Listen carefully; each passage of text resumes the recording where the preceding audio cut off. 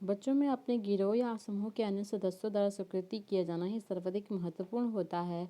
इस अवस्था में भी बच्चों में महत्वपूर्ण शारीरिक विकास, भाषा का विकास, सांवेगिक विकास, सामाजिक विकास, मानसिक विकास, संज्ञानात्मक विकास होते हैं, जिनका ज्ञान होने से शिक्षक आसानी से बालकों का मार्गदर्शन कर पाते हैं। इस अवस्था की प्रमुख विशेषता निम्न है।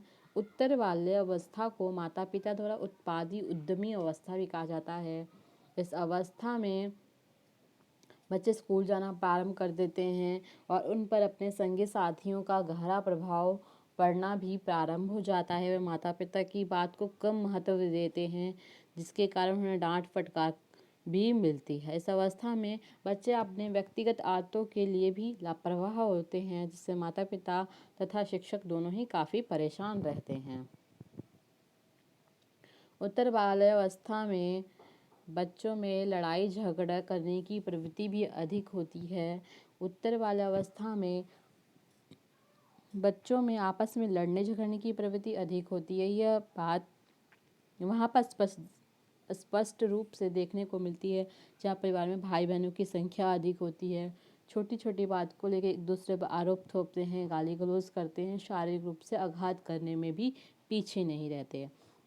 शिक्षकों का द्वारा उत्तर बाल्यावस्था को प्रारंभिक स्कूली अवस्था कहा जाता है। शिक्षकों ने इस बात पर बल डाला कि यह वह अवस्था होती है जिसमें छात्र उन चीज़ों को सीखते हैं जिनसे उन्हें वयस्क जिंदगी में सफल समायोजन में मदद मिलती है। इस अवस्था में छात्र पाठ्यक्रम से संबंध पाठ्यक्रम कौशल दोनों को ही सीखकर अपना भविष्य उज्जवल करने की नींव डालते हैं। कुछ शिक्षकों ने इस अवस्था को नाजुक अवस्था भी कहा, क्योंकि इस उम्र में उपलब्धि प्रेरक की भी नींव पड़ती है। बालकों में उच्च उपलब्धि प्रेरणा, निम्न उपलब्धि प्रेरणा, साधारण उपलब्धि प्रेरणा की आदत बनती है। एक बार जिस प्रकार की आदत बन जाती है, वही आदत किशोरावस्था तथा वयस्क अवस्था में भी बनी रहती है। कांगन 1977 तथा हाइटमैन 1991 ने अपने अध्ययनों से इस बात की पुष्टि की उत्तर अवस्था में दिखाए गए उपलब्धि स्तर तथा वयस्कता में प्राप्त किए गए उपलब्धि स्तर में अधिक सहज संबंध पाया जाता है, जो अपने आप में ही इस बात का द्योतक है कि उत्तर बाल्यावस्था का उपलब्धि स्तर बहुत हद तक वयस्क के उपलब्धि स्तर का एक तरह का निर्धारक होता है। उत्तर बाल्यावस्था में बच्चा अपनी ही उम्र के साथियों के समूह द्वारा स्वीकृति पाने के लिए काफ़ी ललायित रहता है। इस अवस्था की एक विशेषता ये भी बताई गई कि इस उम्र के बच्चे अपने साथियों के समूह में इतना अधिक हो जाते हैं कि उनके बोलने चालने का ढंग, कपड़ा पहनने का ढंग, खाने पीने की चीज़ों की पसंद आदि सभी इस समूह के अनुकूल ही हो जाता है। बच्चे ऐसे तौर तरीकों पर इतना अधिक ध्यान देते हैं कि वह इस बात की भी परवाह नहीं करते हैं कि इस ढंग का तौर तरीका उनके परिवार और स्कूल के तौर तरीके से परस्पर विरोधी है। उत्तर बाल्यावस्था में बच्चों में सृजनात्मक क्रियाओं की ओर अधिक झुकाव होता है। इस उम्र के बच्चों में अपनी शक्ति बुद्धि को नई चीज़ों में लगाने की प्रवृत्ति अधिक होती है। वह अक्सर नए ढंग की चित्रकारी तथा शिल्पकारी करते पाए जाते हैं और उससे उनमें एक तरह से सृजनात्मक अंतशक्तियों का विकास होता है। कुछ मनोवैज्ञानिकों जैसे कि सुसमैन 1988 का मत है कि हालांकि इस ढंग की सृजनात्मक अंतशक्तियों का बीज प्रारंभिक बाल्यावस्था में भी बो दिया जाता है, इस पूर्ण विकास तब नहीं होता जब तक कि बच्चों की उम्र 10 से 12 साल की नहीं हो जाती। किशोरावस्था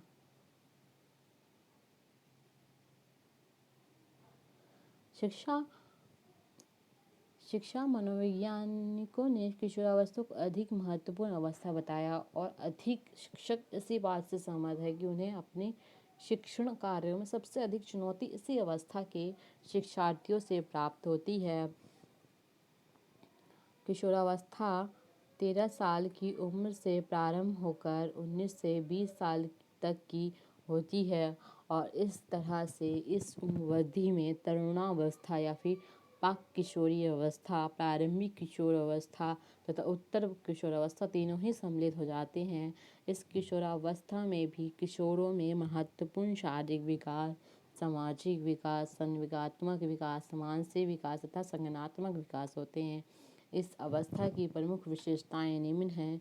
किशोरावस्था एक महत्वपूर्ण अवस्था है।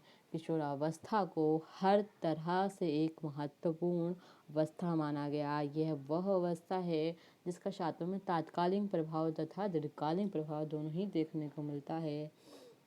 इस अवस्था में शारीरिक एवं मनोवैज्ञानिक दोनों तरह के प्रभाव बहुत स्पष्ट रूप से उभर कर सामने आते हैं। अपने तीव्र शारीरिक विकास के कारण ही इस अवस्था में किशोर अपने आप को वयस्क से किसी तरह से कम नहीं समझता। जैसे कि पियाजे ने 1969 ने कहा कि तीव्र मानसिक विकास होने के कारण बालक वयस्क के समाज में अपने आप को संगठित मानता है और वह एक नई मनोवृत्ति, मूल्य, अभिरुचि विकसित करने में सक्षम हो पाता है। किशोरावस्था एक पर्वतीय अवस्था है। किशोरावस्था सचमुच में बाल्यावस्था तथा वयस्क अवस्था के बीच की अवस्था है। इस अवस्था में किशोरों को बाल्यावस्था की आदतों का परित्याग करके उनकी जगह नई आदतों, अधिक परिपक्व सामाजिक होती हैं जो सीखना होता है। इस दिशा में शिक्षकों की अहम भूमिका होती है। शिक्षक वर्ग में उचित दिशा निर्देश प्रदान कर उन्हें एक परिपक्व तथा सामाजिक मनोवृत्ति कायम करने में मदद करते हैं। जो किशोर एक स्वस्थ समायोजन में काफ़ी सहायक सिद्ध होते हैं। किशोरों में एक स्पष्ट अस्पष्ट व्यक्तिक स्थिति होती है। इस अवस्था में किशोरों की व्यक्तिक स्थिति अस्पष्ट होती है और वह उसे स्वयं ही अपने द्वारा की जाने वाली सामाजिक भूमिका के बारे में संभ्रांति होती है। सचमुच एक किशोर अपने आप को ना तो बच्चा समझता है और ना ही पूर्व वयस्क। जब वह एक बच्चे के समान व्यवहार करता है तो उसे तुरंत कहा जाता है कि उसे ठीक ढंग से व्यवहार करना चाहिए, क्योंकि वह अब बच्चा नहीं रह गया।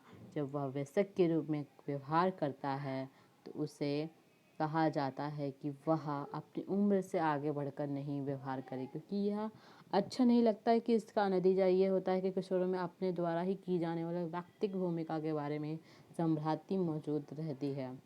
एरिक्सन ने 1964 में इस टिप्पणी करते हुए कहा कि जिस विशिष्टता का किशोर स्पष्टीकरण चाहते हैं वे हैं वह कौन, उसकी समाज में क्या भूमिका होगी, वह बच्चा है या वयस्क है।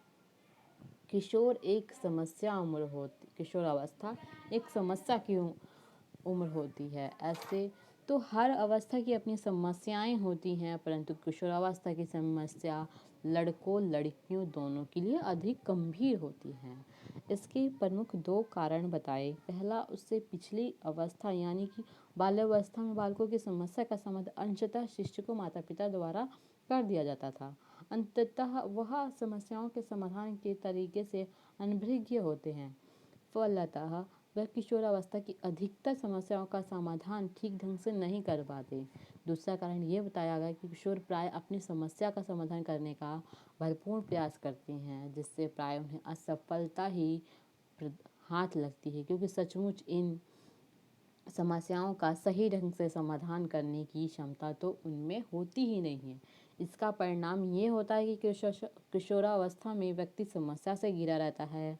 किशोरावस्था विशिष्टता की खोज का समय होता है। किशोरावस्था में किशोरों में अपने साथियों के समूह से थोड़ी विशिष्ट एवं अलग पदवी बनाए रखने की प्रवृत्ति देखी गई। इस प्रवृत्ति के कारण ही वह अपने साथियों से भिन्न ढंग का ड्रेस पहनने, नए ढंग के साइकिल, स्कूटर आदि का प्रयोग करने में अधिक बल डालते हैं। एरिक्सन ने 1964 ने अहम पहचान की समस्या कहा। किशोरावस्था अवास्तविकताओं का समय होता है। किशोरावस्था में अक्सर व्यक्ति ऊंची ऊंची आकांक्षाएं, कल्पनाएं करता है जिनका वास्तविकता से कम मतलब होता है। वह अपने बारे में तथा दूसरे के बारे में वैसा ही सोचते हैं जैसा कि वह सोचना पसंद करते हैं, ना कि जैसी वास्तविकता होती है। इस तरह की अवास्तविकता आकांक्षाओं से किशोरों में संवेदनात्मक अस्थिरता भी उत्पन्न हो जाती है। रस्टिन ने 1975 ने अपने अध्ययन के आधार पर बताया कि किशोरों में जितनी ही अधिक अवास्तविक आकांक्षाएं होती हैं, उतनी ही उनमें अधिक कुंठिता तथा क्रोध, विशेषकर उस परिस्थिति में अधिक होती है जब वह यह समझते हैं कि वह उस लक्ष्य पर नहीं पहुंच पाए जिस पर वह पहुंच चाहते थे। किशोरावस्था बाल्यावस्था की दहलीज होती है। किशोरावस्था एक तरह से वयस्क अवस्था की दहलीज होती है, क्योंकि इस अवस्था के समाप्त होते होते अर्थात 18 से 19 साल की उम्र की अवस्था में किशोरों के मन में यह बात बैठ जाती है कि अब वे वयस्क हो गए हैं और उन्हें अब वयस्कता से संबंधित व्यवहार करने चाहिए। शायद यही कारण है कि वह इस उम्र में धूम्रपान, मदिरापान, औषधि सेवन, यौन क्रियाएं आदि में स्वतंत्र रूप से भाग लेने लगते हैं।